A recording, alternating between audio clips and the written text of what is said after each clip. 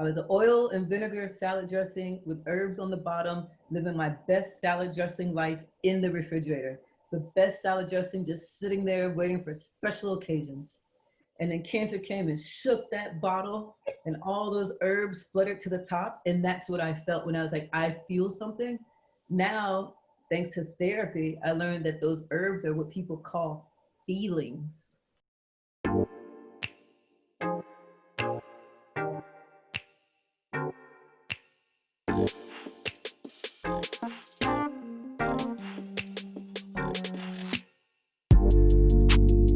Welcome to the Black Cancer Podcast. I'm your host, Jodi-Ann. Our guest today is Shayla Martin, whose journey surviving breast cancer and a mastectomy has completely changed the trajectory of her life.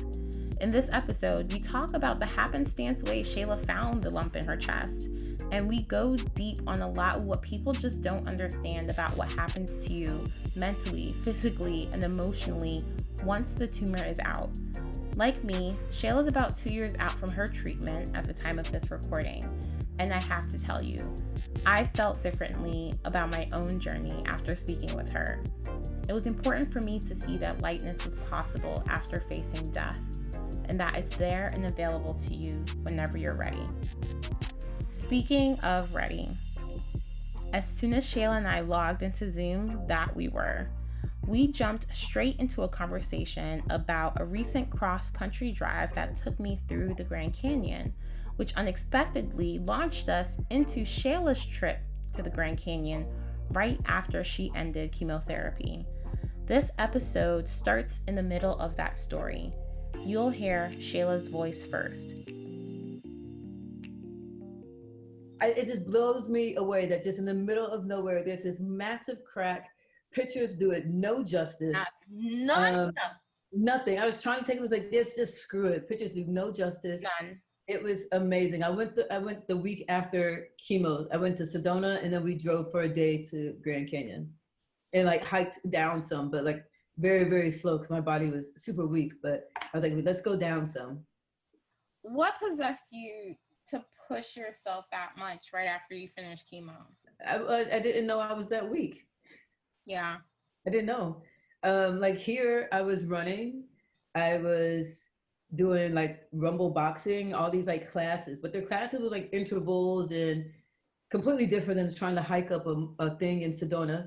And I just went because I was like, oh, I need to see some Zen. My spirit loves Sedona. And it wasn't until I got there and like was trying to exert force that I saw how weak my body was. And also didn't realize that I actually had no nose hairs. So all that dust, all that red dust from the Grand Canyon in Sedona, I had constant like runny nose. Yeah. Yeah, and never thought of it, never knew that before. It was definitely like a humbling trip. Yeah, my friend, she was very good. Like when she noticed it, because I got a little frustrated, she said, it's okay. Like this is your trip, Shayla. You just finished chemo. Let's go slow. We have all day. We're doing nothing else. Yeah. And so she was like, she's very competitive personality, but in this case, she was just like, no, it's fine. It's like she noticed it pretty quick, I think. I was just like, I don't know what's going on. And she's like, well, you just finished chemo. Remember that thing that you did? Remember that? Like, what are you talking about? But yeah, no hair, no nose hairs. It was different. It felt good to go back, although, it was after the police arrest.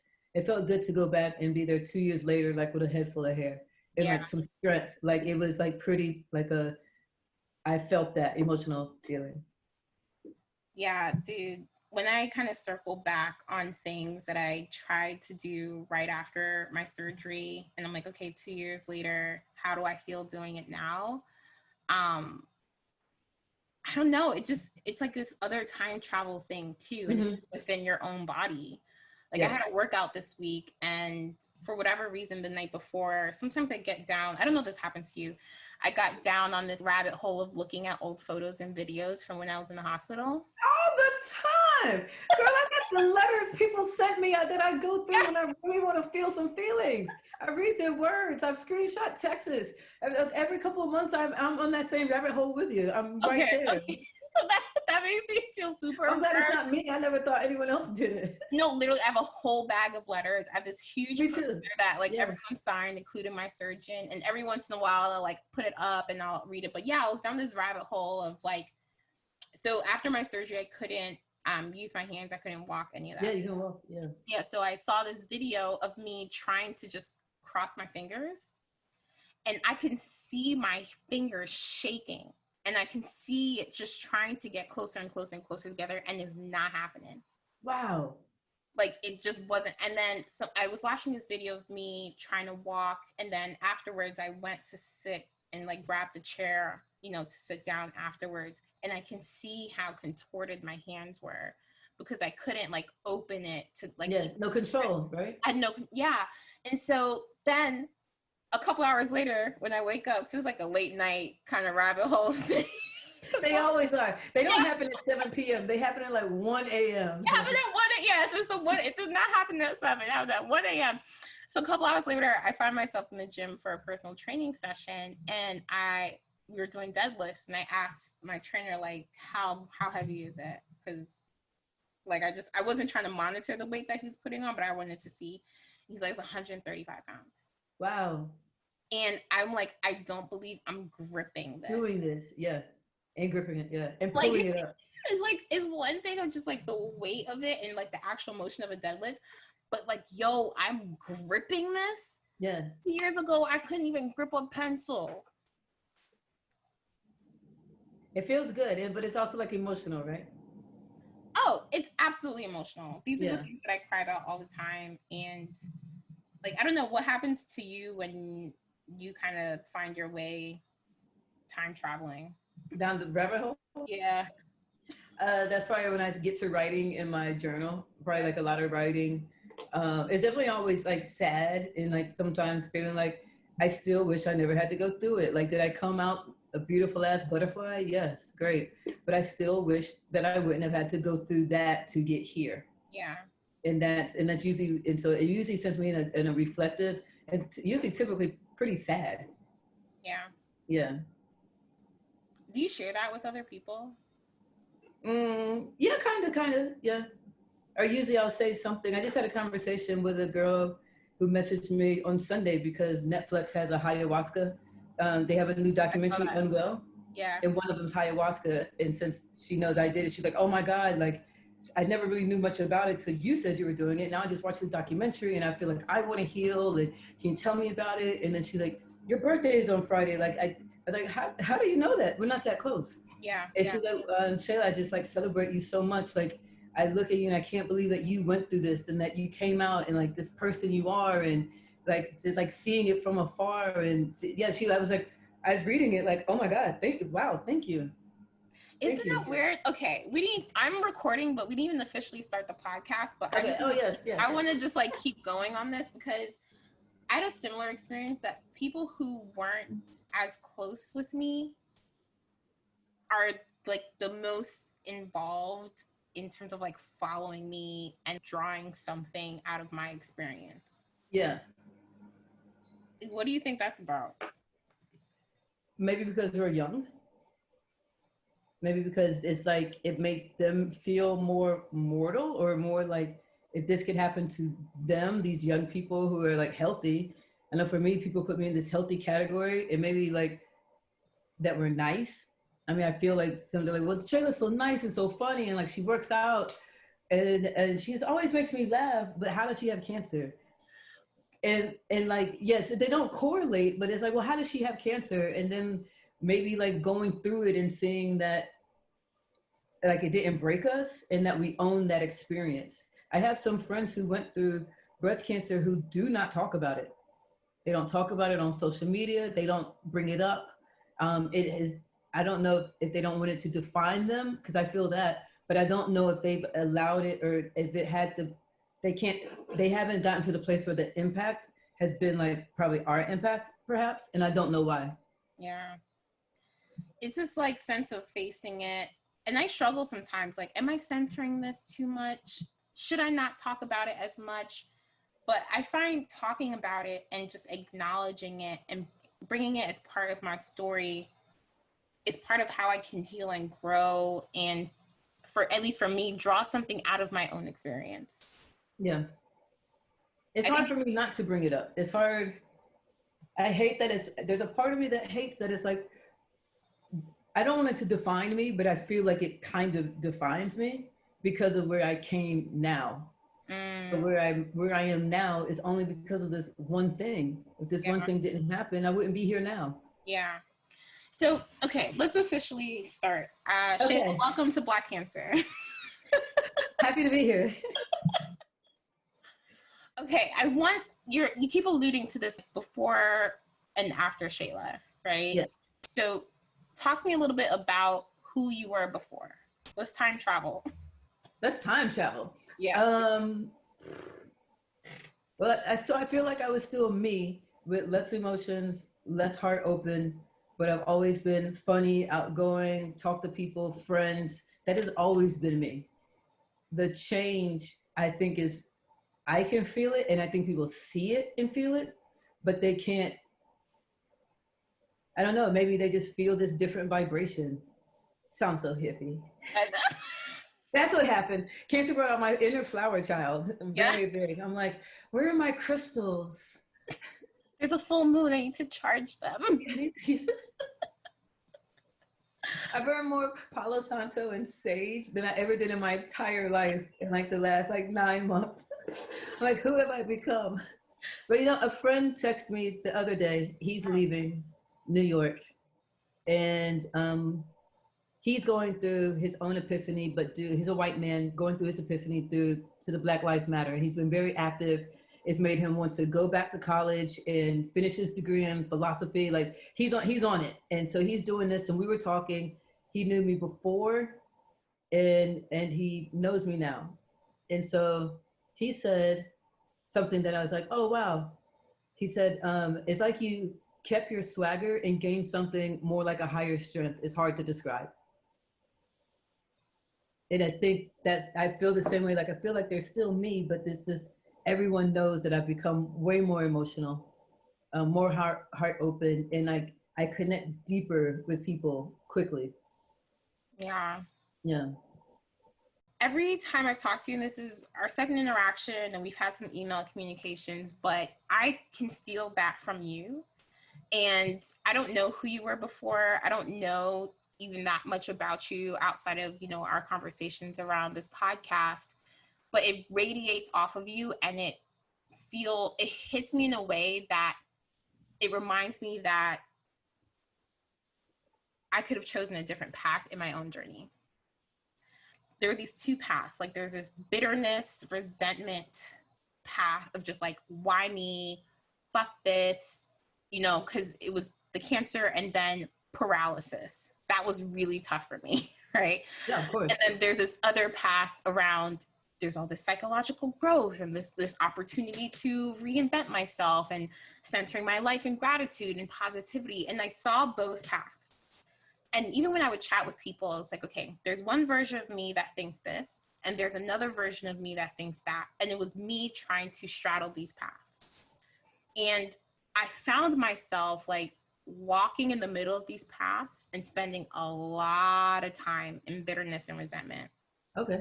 Knowing that this other path was there and choosing not to be on it.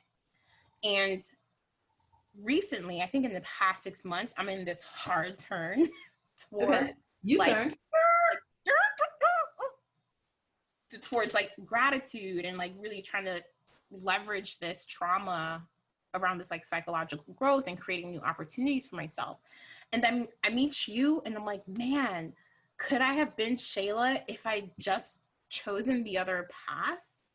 And so like, I'm curious of your own experience. Did you see options for you, or this was just kind of how things rolled out? And what was the trigger for that?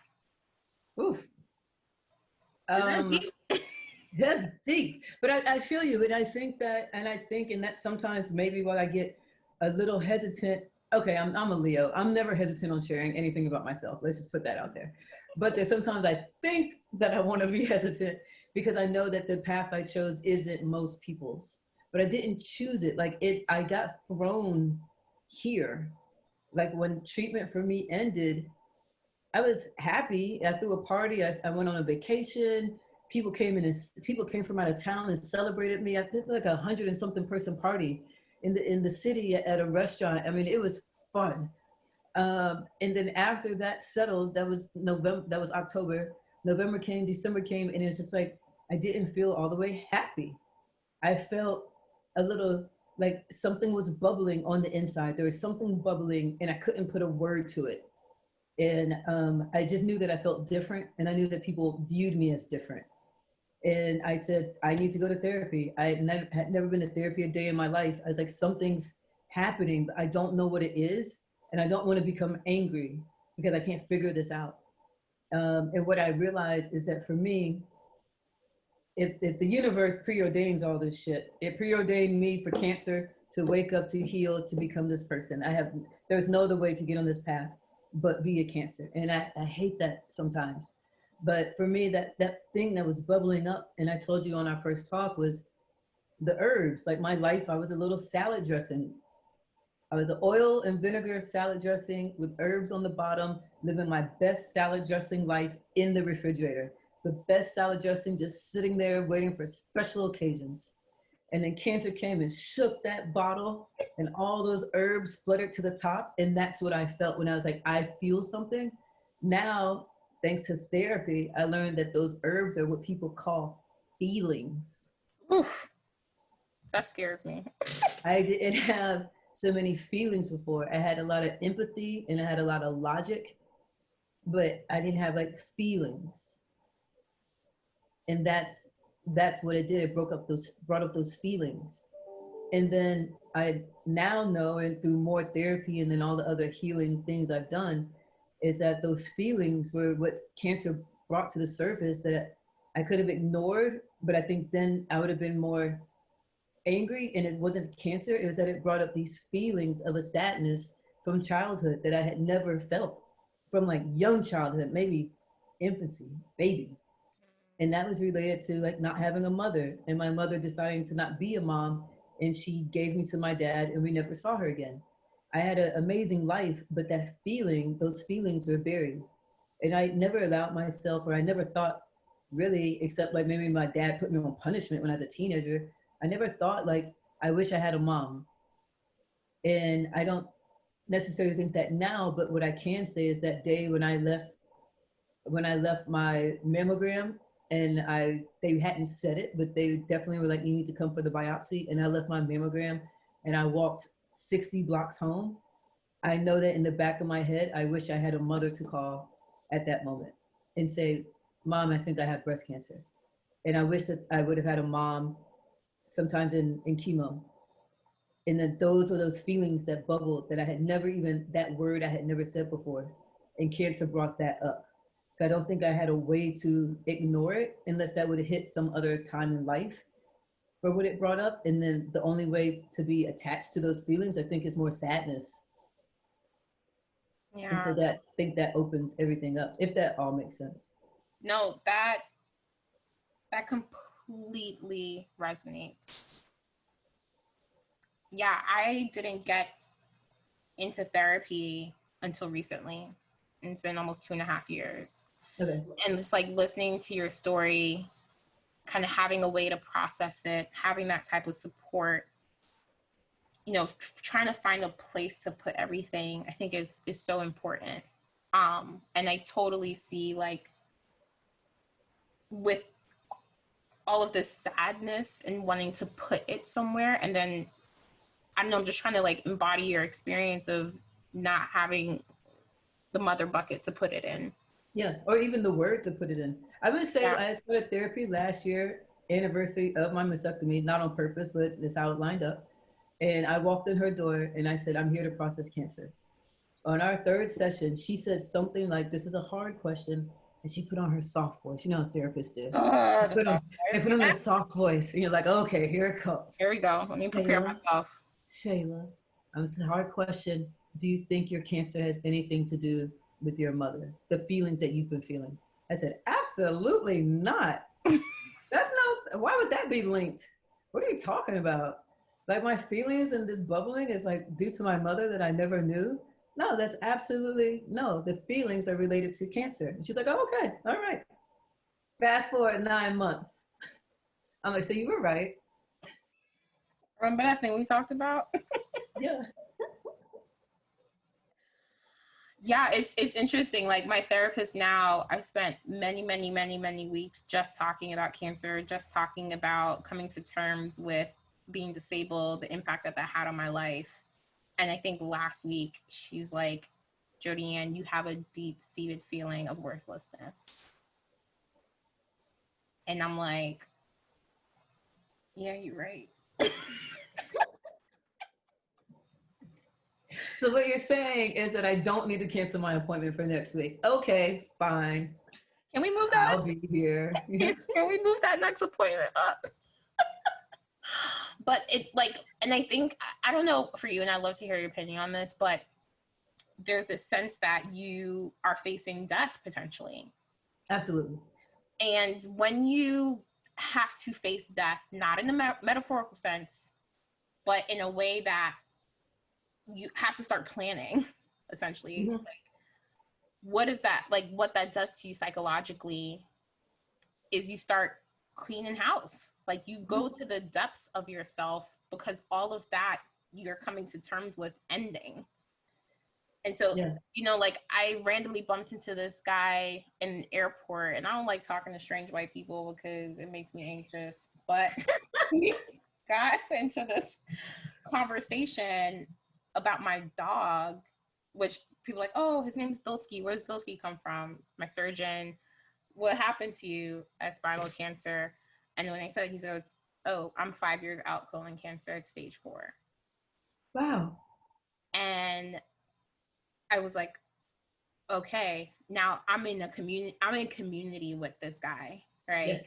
And he said, how are you doing? And I said, you know, I'm doing better. I can walk and all of that stuff. But, you know, the emotions and whatever is literally what I said. And he followed with, other people don't understand what it means to accept your own death. Yes. He hit it right. Ooh, it got chills. Everybody chills. And just like, what does that do to you in your mind, right? I don't even know how to. I think it changes everything. Maybe that's for me. I definitely feel it ripped away my safety.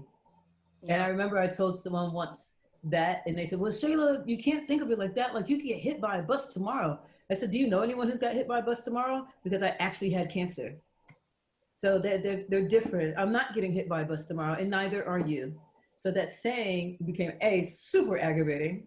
You can hear the upness in my voice, but it's like, no, those are what ifs.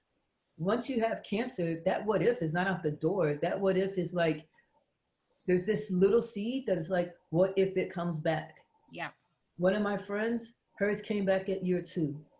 One of my other friends that I met just through cancer via Instagram, and somehow she saw a hashtag, it was with me, and she reached out to me and like gave me her notes on trying to keep hair, which didn't work for me, all these things. She was like a year, and she is like, I'm gonna say a nicer person than me. I'm nice, but she's like a person you see on the street and you're like, oh, she's so nice. Yeah. No one says that when they see me on the street. Nobody says that.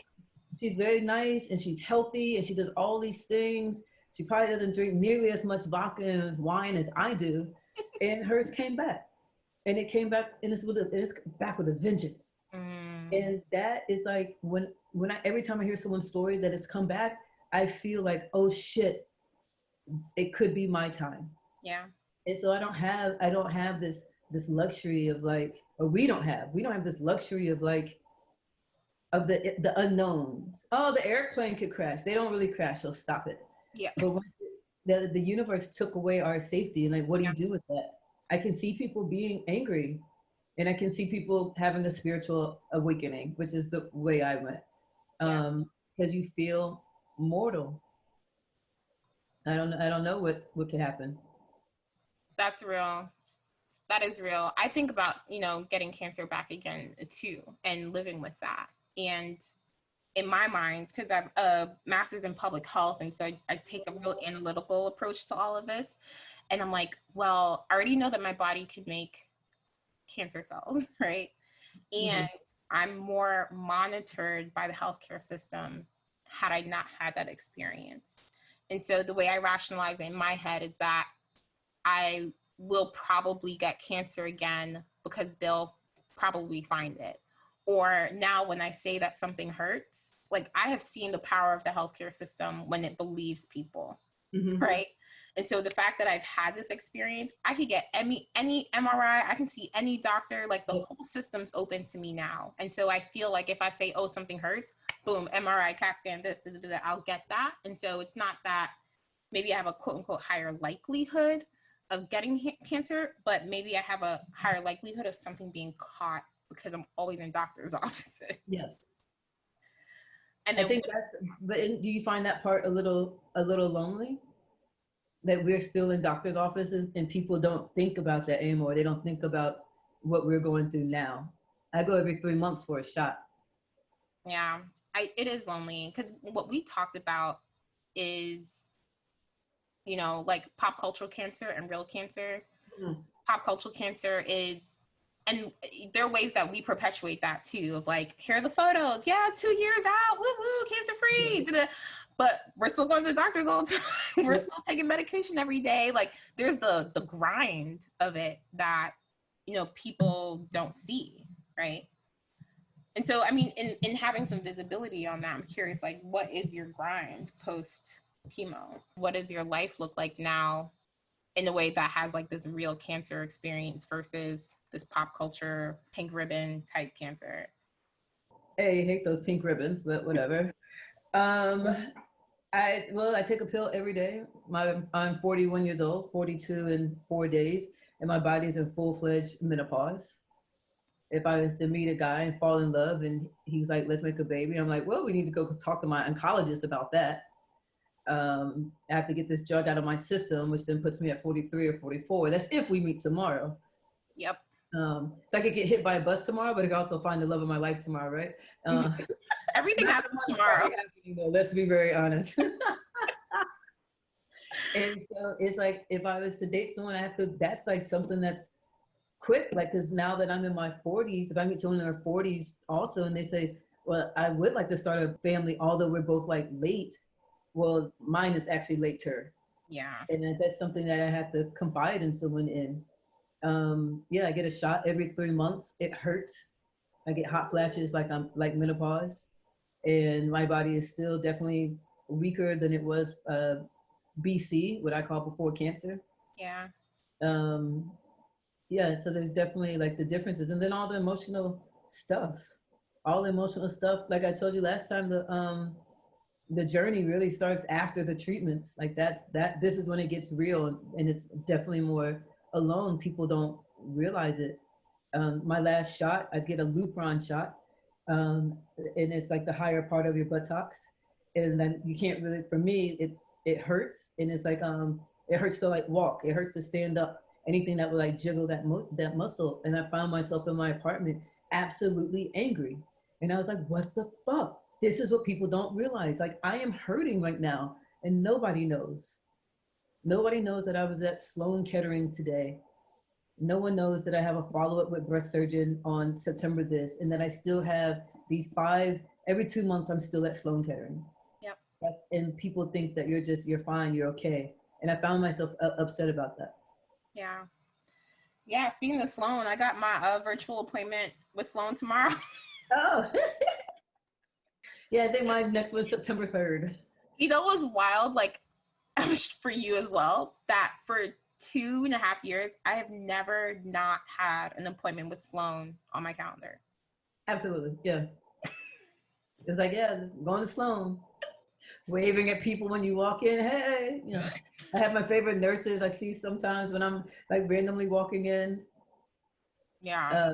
Yeah. All right, let's get on the time travel machine. I want to go back. How did they even get to the tumor? Like, how did that happen? How did we get here? So I went to the beach end of September, in September 2017. It was this beautiful day, and went to the beach because it was like 90 degrees. It was some freak day. 90 degrees on a Saturday, went with some friends, got bit by sand bugs, the sand mosquitoes. When I get bit by mosquitoes, I get like huge bumps. It's almost like a little reaction. That week I was scratching a bump right here on my upper chest, scratching a bump, and it like felt deeper, harder. It felt like a lump as I was scratching the mosquito bite. And I was like, no, that's the mosquito bite.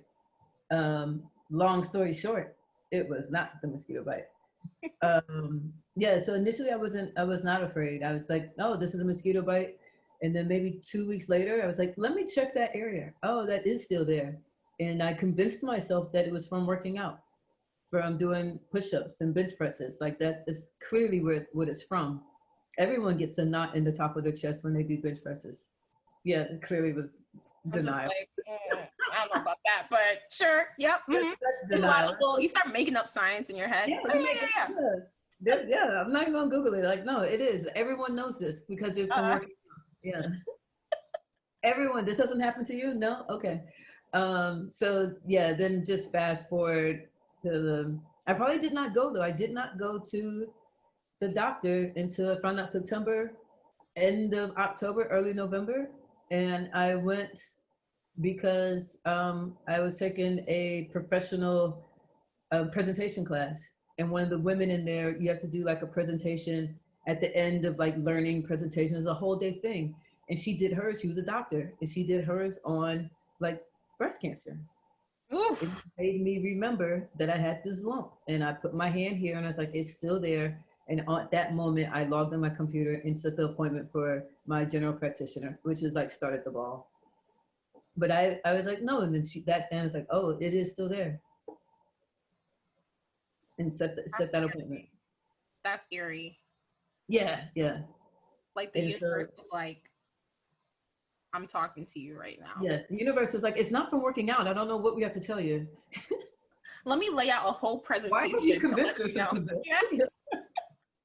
I'm going to have someone come and present to you. Yeah, my spirit guides are like, oh my God. How did they tell you what it was? So mine started with the general practitioner. Like I said, she gave me a referral for Weill Cornell, which is where I started my stuff. Never forget, that appointment was on a Wednesday, December 6th. And I still felt no kind of way. I was never really worried until I was headed to Weill Cornell and Upper East Side, and someone bumped into me on the train, and I got defensive. And I was like, yo, watch out. Why are you on me? And I was like, what is that? And I was like, oh, you're nervous. And when I walked into that door and everything was in there was pink, robes were pink. It's the Weill Cornell Women's Breast Cancer Center. And I was like, I thought I was just going for a mammogram. Why am I here? Because I had gotten a mammogram actually the year before and nothing was there. And it was at different place. And so why am I here? And as I sat there and saw people in the pink robes, and as they were so serious on my mammogram and sonogram, and the doctor at the end, the radiologist, she said, I want you to see what I see. She brought me into her office and she started showing me everything. And I looked at her and I said, with all my little humor, but this isn't what I asked Santa for Christmas. And she did not laugh. And I was like, oh, this is serious. She looked and she said, oh, Shayla. And I was like, oh boy, this is, whoa. And then she said, we need you in here as soon as possible for biopsies. And it was Wednesday. She's like, you need to be here by end of the week. So we'll probably find something on Friday. They're going to make appointments for you. So their urgency let me know that it's just not a game. It was not a cyst. It wasn't a buildup of any muscle tissue. They knew. And when I walked out of there, prior to like now knowing that I probably wish I had a mother to call, I called my aunt, who I'm very close with, my Aunt Rosalie. Then I called my dad and my Aunt Bertha. And they answered the phone. No one knew I was going to this appointment. And they say, hey, just regular Wednesday, Shayla's calling. And I said, hey, I think I have breast cancer. And everyone's just silent. I'll never forget like those moments. And I was like, hello? You still there? Hello? And then, and so my aunts definitely were more emotional than my dad. My dad, I think, just had no idea what to say or do with this, like his firstborn child, the child that he raised by himself, coming and saying, I have breast cancer. And I walked like 30, 40 blocks home. I stopped at the wine store, got 2 bottles. Yes, I did. And did I drink them? Yes, I did. I'm not going to be fully transparent. I was up that night till about 4 a.m. Sad, angry, empty. And like I knew in my gut, I knew that I have breast cancer. We're just gonna have to wait. So then Friday, they called on Thursday. Friday morning were the biopsies. They hurt. Those things hurt. The biopsies. And then on Monday afternoon, that Monday, December 11th, I was walking out of the house around 5:30 to go take a run. My phone rings. I see that it's One Medical, Dr. Winfred. And I heard from her voice and she said, hi, Shayla. I was like, oh God.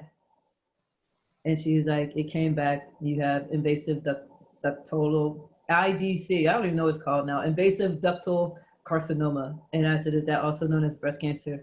And she's like, yes.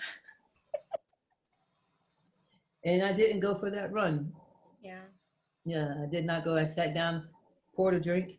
I sat down on my couch and I was pissed. I was like, I cannot believe this. Like, what the?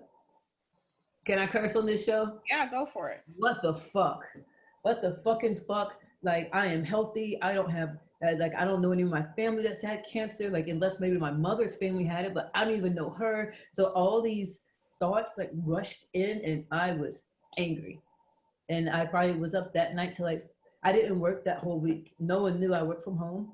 Oh, hope my managers don't listen to this. But I didn't really work that. I didn't work that whole week. Like I just sat in front of my computer, out of it. I didn't work. I didn't run. I barely ate, and I didn't leave the house. And that was like the whole first week after. And that was not fun.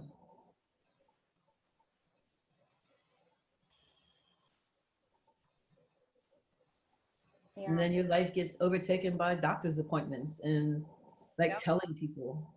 And I told closest friends, pretty quick, but not more or less like someone would call or say, hey, let's go get drinks. It was December. Everyone's doing stuff because of the holidays. Yeah. And somewhere towards the end of a hang, I would be like, hey, I have something to tell you before we leave. And they're like, ooh, what? You met someone? I'm like, yeah, no. I have breast cancer. And like every time I said those words, it like made it more real for me. I can remember every single person's reaction on when I told them. And it was like disbelief and sadness and like very quick, like, I don't know what to say to her. And it was always just like this brief and like disbelief. There's no way that she just said that. Yeah.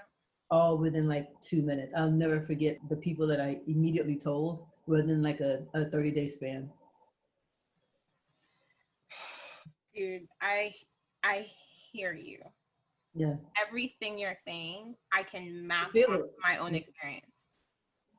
I remember calling a friend who was a little disconnected with, and I was like, hey, Matt, remember when we were in Cuba and we were doing those like 36 questions of how to fall in love, right? I was trying to manipulate him into loving me. And one of the questions is, how do you think you're going to die? And I said, remember when I said that I'll probably die of some lady cancer, you know, breast cancer, ovarian cancer, whatever? And he's like, yeah. And I was like, so I got the cancer part right, but not where it was. Another strategy that I use, and I'm curious how you handled this as well, I posted it on social media like the day that I found out. Nope. How did you manage social media and your cancer disclosure? First, I should start with that. I named my tumor Tumi. Tumi the tumor. Very creative, I know. Tumi the tumor was my toxic boyfriend, and we were going to break up, also known as mastectomy. And so my first way of telling the people who I hadn't told in person, but I told a good amount of like close friends. That probably was about 10, 12 people. Yeah. But then I was sitting on New Year's Day, talking to a friend, some other friends at the table who weren't like close, but I knew them. And she kind of made a comment about it. And someone said, what? And then someone else, and so told this group of people I wasn't that close with, and someone said, Shayla, you should have a party. And I was like, huh, I should have a party. So I threw a pre-surgery goodbye to me party. And that's where I told, still just via invitation, maybe 25 people, 30 people, Yeah. meet me here. I'm having a party. It's for this reason. Those people were, of course, devastated and sad. They came out to the party. Some people brought people that they knew that I hadn't told, that I wouldn't mind them knowing and coming to this party. And for the first time ever, no one posted a picture from this party. Not one person posted a picture. It's like everyone knew, like, this is big. There were no like, at celebrating Shayla. Selfie. No. Hey, no one posted a picture. And I posted pictures that said, when life throws you lemons, make sure you have good friends. One person called me and said, Shayla, what do you mean by that? Something's going on. And I told this girl, I didn't tell anyone until the day before the surgery. I posted a picture on Facebook and Instagram, and it was a dancing emoji. And I posted it. I had a doctor's appointment at Sloan, so I took a dancing emoji thing in front of the Sloan Kettering cancer sign. And so it was like a little bit emoji of Shayla dancing in front of the sign. And I said, I probably won't be dancing tomorrow. I'll be having a mastectomy. And I said, 1 out of 8 women are diagnosed with breast cancer. And today I'm one of those people. And that is probably the first time that I told everyone, but that I saw the outpouring of the love, the care. My phone started blowing up immediately. Phone, DMs, emails. People, I had changed my number like 5 months before, and people were like emailing, like, I'm not getting a response from you. Oh, I changed my number. Yeah. All these things. And it was like, whoa, this many people care? They didn't just like it, they wrote these messages.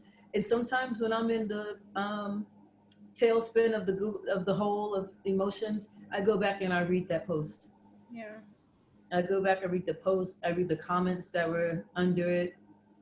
I do that probably like twice a year on one of my cancer anniversaries. I find myself looking at that post on the day that I announced it, but also like how I felt, knowing that next day I was having a mastectomy and like losing a breast, and like those feelings that I felt, but then the support. It's a lot. It's a lot.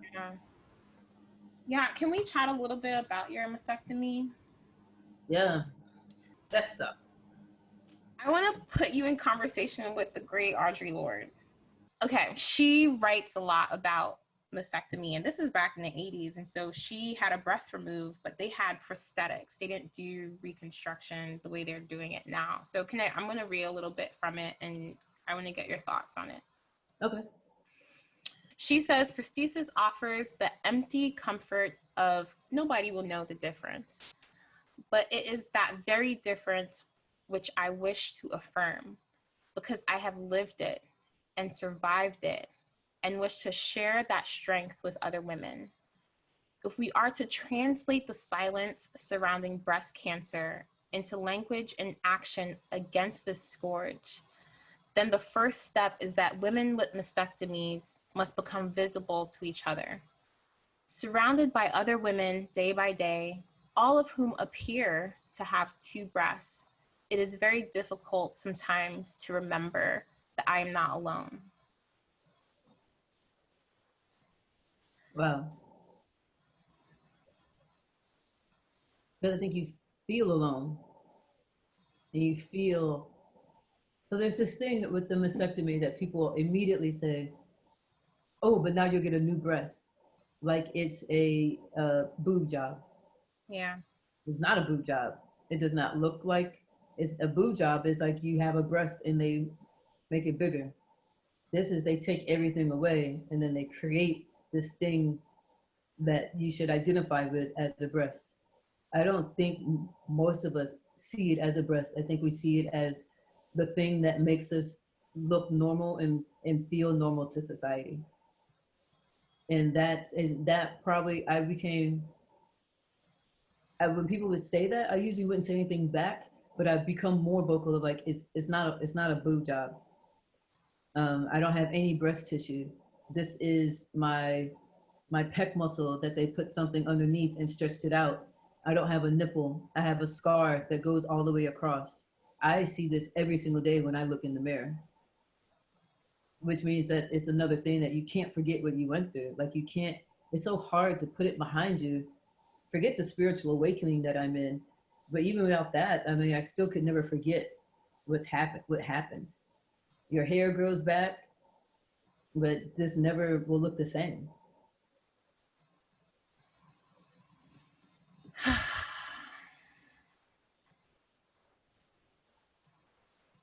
Can I read another piece?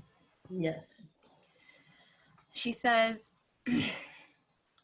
for me, the primary challenge at the core of mastectomy was the stark look at my own mortality, hinged upon the fear of a life-threatening cancer. This event called upon me to re-examine the quality and texture of my entire life, its priorities and commitments, as well as the possible alterations that might be required in light of that re-examination. I had already faced my own death, whether or not I acknowledged it, and I needed now to develop that strength which survival had given me. I feel that. That's what we were just talking about. We Yeah. faced death. And I think that's the scary part. And that's the part that either puts you at that fork of the road for the spiritual awakening or the anger. Because we don't want to face it. And most of our friends haven't faced it. Maybe our parents are thinking about it now as they get older, but they haven't faced it. And so then who do you even talk about these feelings with?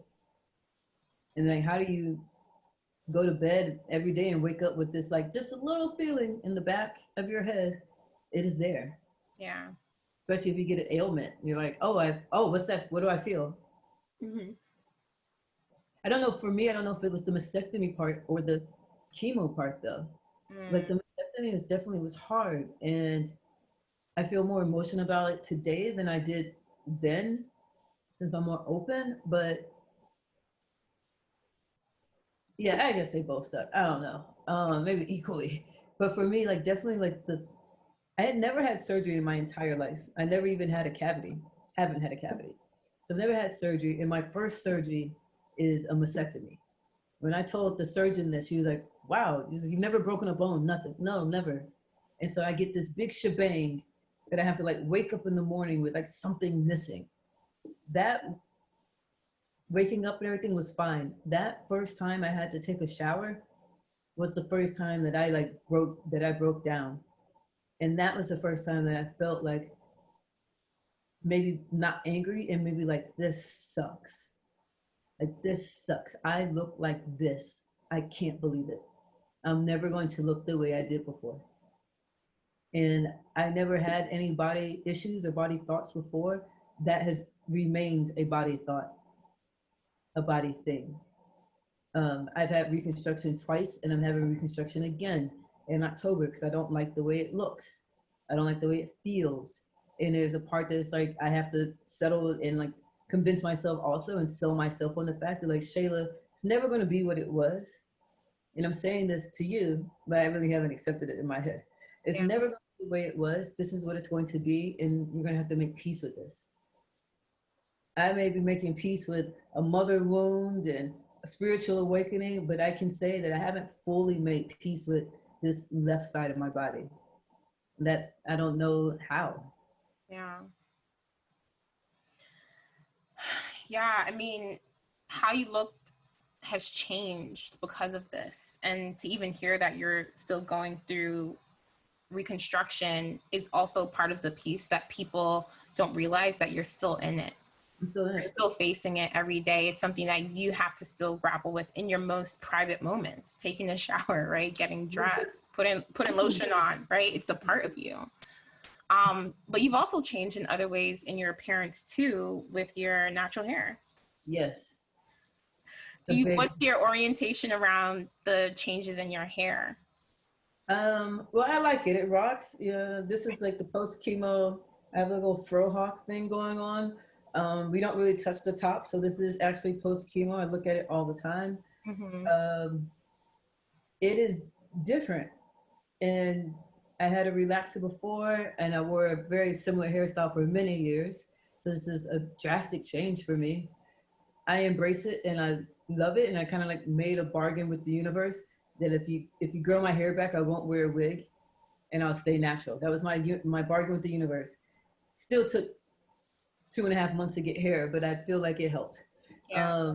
I feel that if it was not at this point 2018, 2019 when my hair started growing back, and it was 2002, I don't know if I would have stayed a natural Black woman. Mm. It is acceptable now. It's owning your Blackness, owning your womanhood, owning the strength of being a short hair, natural hair girl. And I like that, but I can sometimes I miss my hair. Sometimes I wonder, like, would I go back to like a sleek, shorter, relaxed haircut? Um, Sometimes I don't know what to do with this because I'm so new. I'm like 2 years in with natural hair, but it's like growing from scratch. Yeah, so I feel like I've accepted that part probably the most quickly because at least I like the way it looks. Yeah. Yeah, I like the way it looks. I do feel that I would say that the perception of me is a little bit different. People see you as maybe stronger or more like, maybe I don't like the word more Black, but it's more like more owning your Blackness, Mm. owning your brown skin down to your natural hair. And that's been a movement for the last like decade, which has been an amazing movement that I never thought I was bold enough or brave enough to enter, because it like changed. And like, how do you even do it? Do you cut everything off? Well, it happened for me. Mm. And here I am. But sometimes I feel like an imposter when people say like, oh, that's so bold of you, so brave of you to, be like short natural girl. I'm like, well, I didn't really have a choice. Yeah. um but I can say I think so. Some of my non-Black friends, they hated their short hair. They hated it. So at least I entered short hair in a time when it was okay to be short and natural. Right? The other ones, they don't like it. They want is their hair back. They want it long and flowy. They don't like the growth stage. They don't feel beautiful. I do feel beautiful. I do feel like this rocks for me. So I guess that's like lucky in a sense. Yeah. Everyone has their thing that they hold on to, right? That's their like constant marker of difference. Yes. Like I'm still carrying around 40 pounds since my surgery. And even like we were talking about plants when we first started. Like I have all these plants now. I have a dog. I have like living things in my apartment. And before my surgery, I didn't have space for living things. I was doing too much. I was traveling all over the place. Mm-hmm. Like I was surfing on the weekends, and like my life was so full with activities and movement, right? Yeah. I don't have time to be watering no plants. I don't Yeah. have time to water no plants, and I don't even know how to take care of them in the first place, you know? And now I have a dog. And so even things that like rock, even things that like bring you joy, like your hair, it's still a marker that your life is different.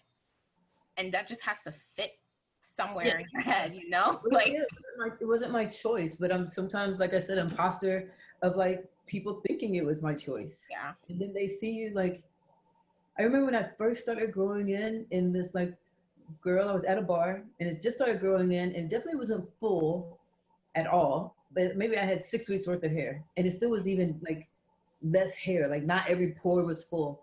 And she just kept looking at me and kept looking at me. And when I went to the bathroom down some stairs, she went to the bathroom too.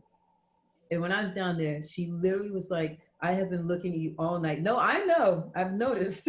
And she's like, you are so beautiful. And I think it's so you're like, did you just cut your hair? Like it just looks so bold and brave and beautiful. And she went on this thing. And I was like, that is so amazing of you to say, but no, I didn't just cut it. It's just growing back.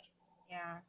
Um, and then she hugged me, Yeah. before when you were able to hug people. I know. But yeah, that view that people have is like another reason on when they do say it, I can like let them keep that view, or then I can say, well, actually, it was cancer. And then that's me bringing up the cancer again. So sometimes I don't know how to, like I said, like it kind of is kind of is me. I am Shayla, the breast cancer survivor. This is my story. And I never had that title before. I was just Shayla, this is my story. Yeah. So like for those who are listening who are going through something similar to you, do you have any advice or just kind of just anything you want to say to them? Yeah, I would say allow yourself to feel the feelings.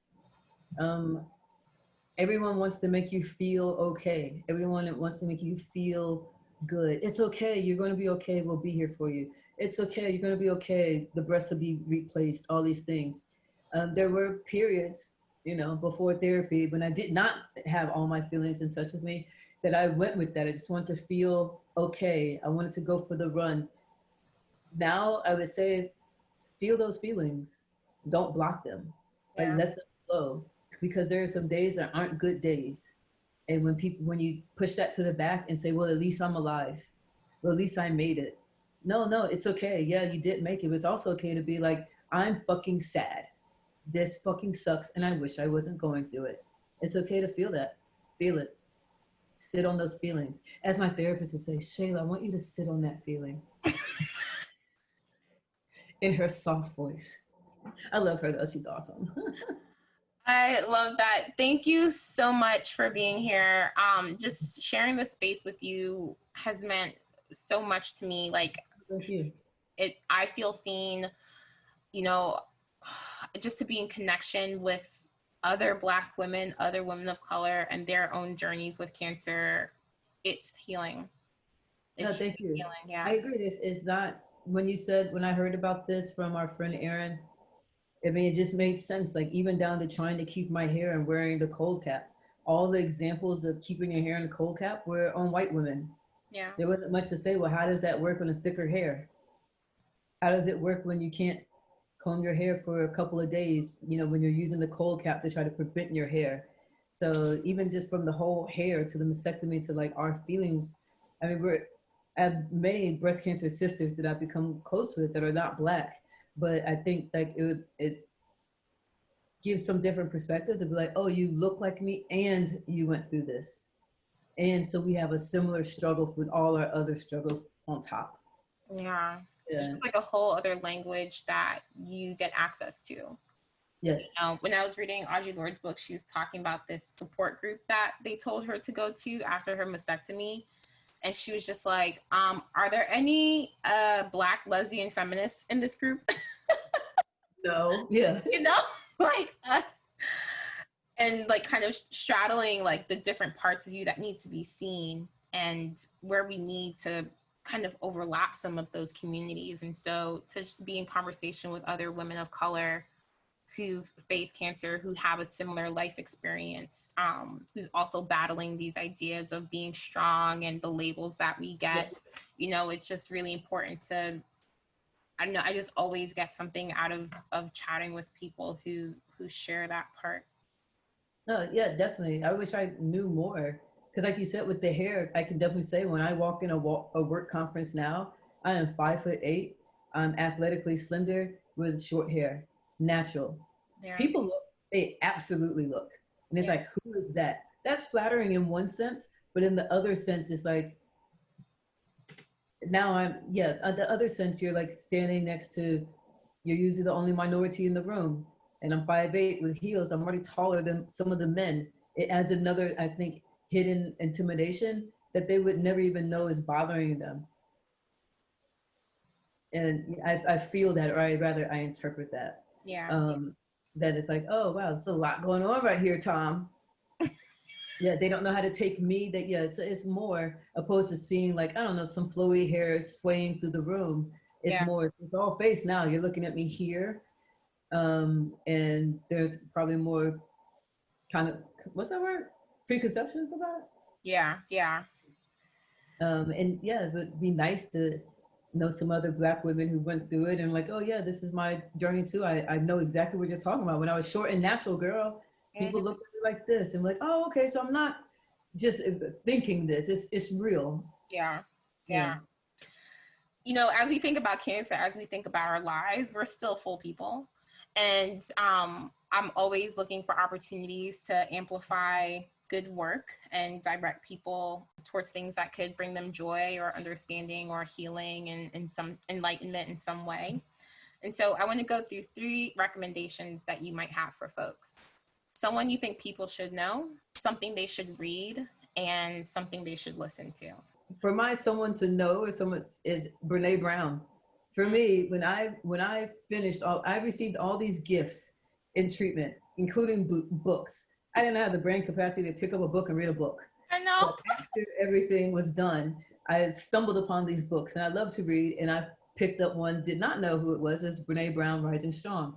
Started reading it. It's all about vulnerability. And I was like, that's what I'm feeling. There's a word for this. This is before I started therapy, like 2 months before. Oh, I'm feeling vulnerable. Oh. Whoa. Now most of the days I'm like, what would Brene Brown do in this situation? So funny. She helped me put some words to things that I didn't know what I was feeling. I didn't know what those herbs that bubble to the top that I spoke about, those are feelings and vulnerability. Didn't know that. What was the other question? Something someone should do? Something to read.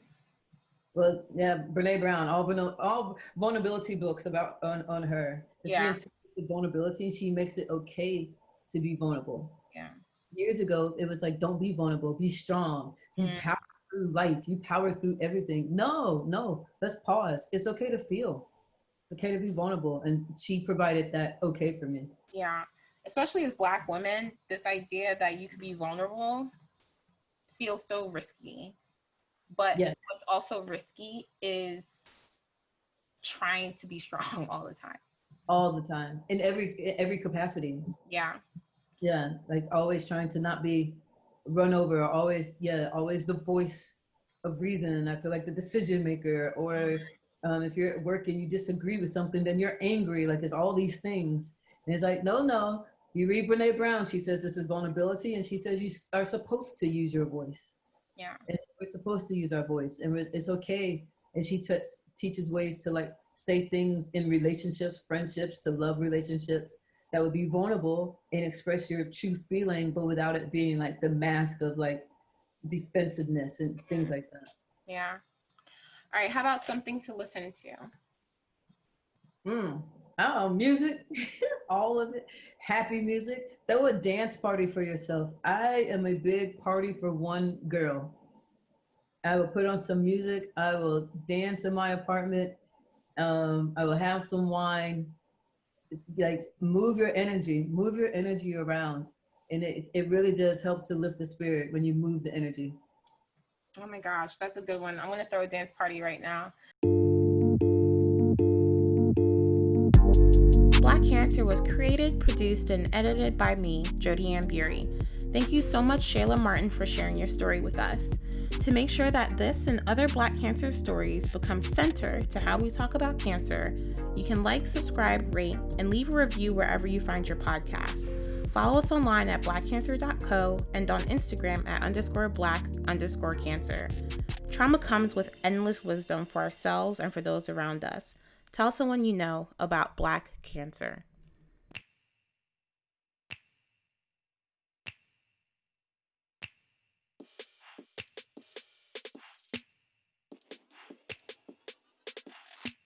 Yay!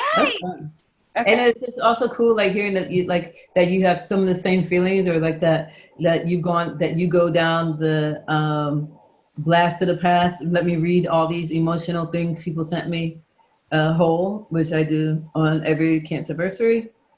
Even when I don't want to do it, I was like by 1 a.m. I'm like, well, let me just read one. Yeah. And then I have them all laid out on the floor. Yep. I have my special bag. Yep. Yeah, and when I just moved apartments, I was like, what do I do with these? And I was like, you keep these, Shayla. I think you keep these. Because I don't really keep cards and stuff. I don't keep birthday cards. But like, I was like, no, I'm not ready. I'm not ready at all. I think I have to figure out a way to keep them. But because right now they're just in this little tote bag that I keep in my closet. Yes, and mine were in a bag next to the couch. And now they are in a bag in underneath the TV. Yeah. It just gets like over time gets further and further away. like they used to be on my table and then they're under my coffee table. Okay. And I like put them in the closet. Like it travels further out of my sight, but I go and get them. Maybe that's something symbolic for us that like we're able to put them up. Yeah, maybe. And like what triggers it and like wanting to go back besides the like anniversaries. What was interesting about your story too is like as soon as I got into the doctor's office, they called me in after the MRI. Like the first thing I said to my doctor was a joke. And I was like, yo, Dr. Singh, what you got me in your office for at 3:30? Am I dying or what's going on? And and he looks at me very seriously and he's like, you're not dying, but you do have a tumor in your spine. Wow. And I'm like, okay. And he's being like I'm like you, like jokey, da, da, da. Even with the doctors, and he's like, same. Yeah, very serious. And he throws up the thing. I'm like looking at the tumor on the screen. I'm like, okay, very just matter of fact. And then he goes, I have a consultation with a surgeon scheduled for you tomorrow at 8 a.m. And the first thing that went in my mind, I'm like, okay, what's on my schedule? And I was like, wait. I can't make 8 a.m. Yeah, and I was like, I haven't left this room. Meaning that y'all made that appointment before I got here. Yeah. Meaning, what the hell I have at 8 a.m. doesn't fucking matter. Yes. The only thing that matters right now is this tumor in my fucking spinal cord. And when that like what you were talking about, like that sense of urgency, when that hit me, I was like, oh my God. I sat in the room for an hour and I cried until my soul emptied. Wow. Because and then you get angry, right? Like, yes. Well, literally, I don't have time for this. Yeah. I was like, it's going into holidays, blah, blah, blah. Like, so then I'm gonna have to be in chemo, like through the spring, like almost to the summer. So then like, so I'm gonna be bald and stuff. Like, I don't have time. This is not on my schedule. Yeah. I'm not trying to be bald in the summer. My birthday's in the summer. This is my best time. I don't have time for this. Can we push it back? Yeah. And that literally was like, okay, when do I have to get into, like, you start bargaining, and then there's this whole process where you realize that the things that were important to you are not fucking important. And that is a harsh reality to face. That all of that stuff you're worried about literally does not matter. Doesn't matter. And there's almost a sense of freedom in that too. Because things were coming my way and people were talking all this stuff, and I'm like, I'm sorry. I'm about to be paralyzed, so I don't care. Yeah. And it also changed, like, even like urgency for like work. I remember like I got the mastectomy, but I couldn't go to sleep or something. Sleep was all off. So I responded to some emails, and I'm in corporate sales. I responded to someone's email, and then they responded back, and then I stopped responding. But my out of office was on. Yeah. And so then this guy called our headquarter office and was like, I'm not getting a response from Shayla. And he basically had a response like on pricing something. And my manager clearly knew everything was going on. And he was like, she'll get to you, but here's the price in the meantime. CC me on the email.